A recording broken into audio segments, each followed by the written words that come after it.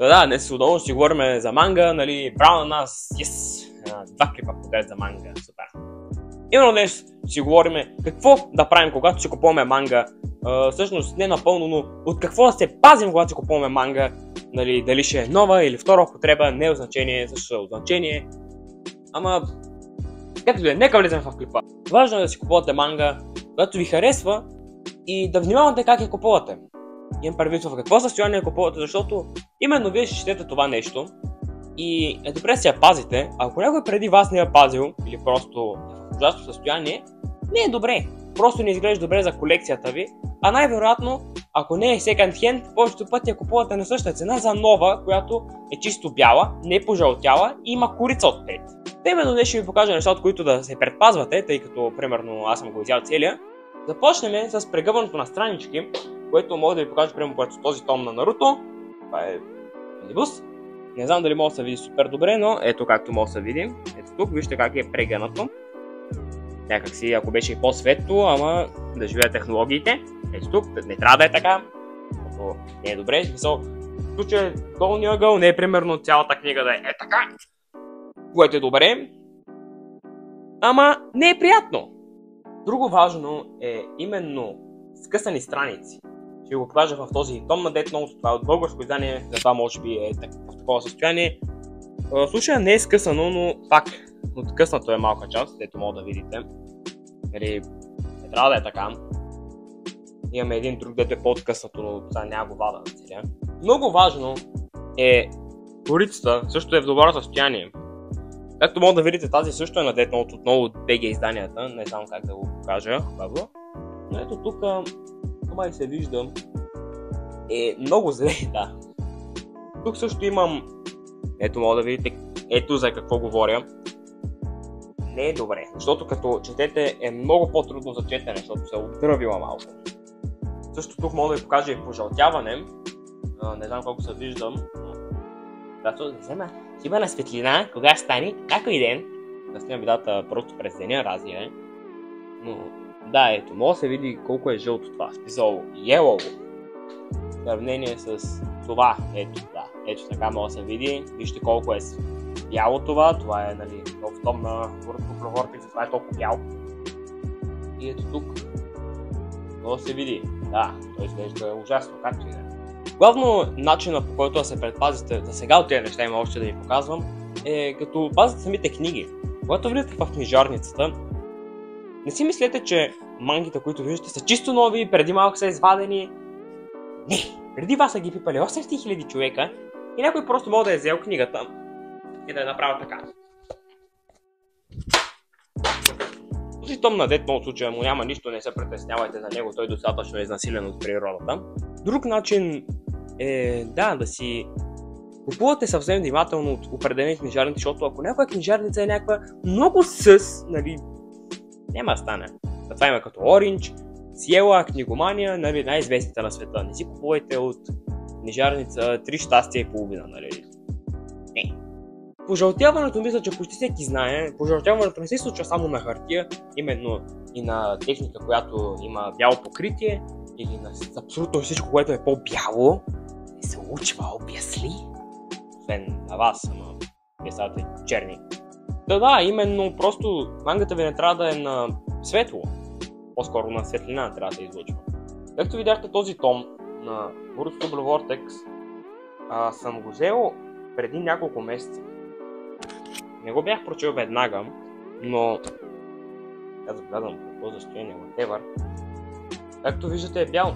Да, той е много бял. Да, бял е окей. Ето се усъмних. И в добро състояние, да. Което е хубаво. И това става, защото не си държа книгата е така, срещу слънцето по цял ден. И тя затова не става yellow, да стои просто по-скрита, но ако я досигне малко светлина, няма да бъде по-различно от останалите.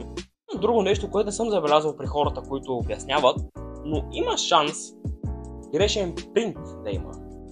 Този том на Chainsaw Man си го взех за 5 лева от една книжарница и разбрах след време на онния ден защо, също съм го взел за 5 лева.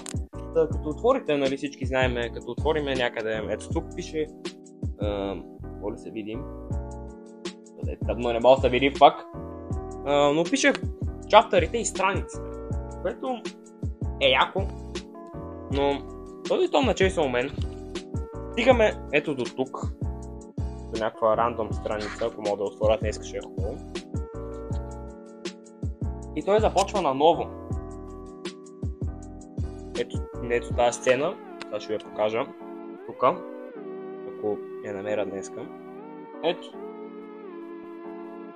Не е някакво връщане във времето, а почва напълно от начало, защото се изброява страница 30 и нещо отново. Което е гадно, но със сигурност аз ако си купувам Chainsaw Man мангата, няма да си я купувам от начало и така нататък, нали, само безплатително, специално, нали, вау, не! Така че не е голяма загуба и изглежда интересно и ето за този клип мога да ви покажа нещо такова. Именно единственият начин да го проверите е като разгледате мангата, да, мисля, че всеки прави това. И е добре да разгледате дали мангата ви случайно някак си, просто не се повтарят чаптерите, както да се случва това, whatever. Друго нещо е, когато е била преди на някой, има скъсване в колицата, ето, нали, това вече го казахме. Отзад на мангата, ако е пълна в BG или някъде с друга цена, има един етикет. Ето, примерно, тук е бил етикет и тук той е махнат. Препоръчвам ви да не си махте етикетите. Не се шегувам, препоръчвам ви да не ги махте, защото става ето това лепило, което се маха трудно. Да, мангата ще изглежда по-добре, ако можете да я направите да няма лепило е добре, но се маха сравнително трудно и остава е това чудо, което се маха супер трудно. Не е яко. Когато държите самата манга, ето така някакси, и вие го пипате отзад и някак ето има етикета по-окей. Ако сте взели мангата за 5 лева, искате да продадете за 50, да, моля ви измислете нещо, защото... Да, ако пише отзад 5 лева, хората просто, може би ще ви кълнат преди се, ако около 18 500 пъти. Има много други неща, хора.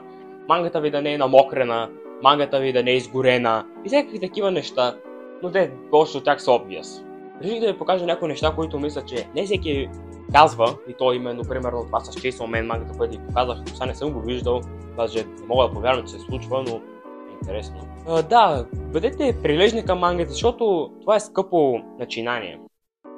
Повечето волюми, дори само един такъв, е 20 лева. Не искате вашите 20 лева просто да изчезнат, нали? По-скъпите... Не. Бързърк, дето излиза сега, един е 100 лева горе-долу. Представете си той да е изгорен с късани страници, намокрен, с грешен принт, всякакви такива. Просто няма да е добре, няма да се продаде. За вас ще е гадно, защото просто книгата не е запазена. Пазете си мангата, това е като книга, то е едно и също, нали, комикс, просто ги пазете, защото остават за вас, за някой друг. Той иска да ги вижда добре. Той не иска да види книгата ви сгъната на триъгълник, намокрена вътре, да има конска диария и така нататък. Няма да е яко. Особено ако мислите да я препродавате след време, се замислете дали вие бихте си я купили в такова състояние. Надявам се клипът да ви е бил полезен и да знаете, ако започнете да колекционирате манга или вече сте започнали да знаете от какво да се пазите, защото е добре да се знае. Да, ако имате някакви идеи, може да пишете коментари отдолу, защото защо не, де да знам. Аз си улесняваме живота и вие се радвате, защото съм ви включил в клип. Браво, Какъв успех в живота. Това е да, чао!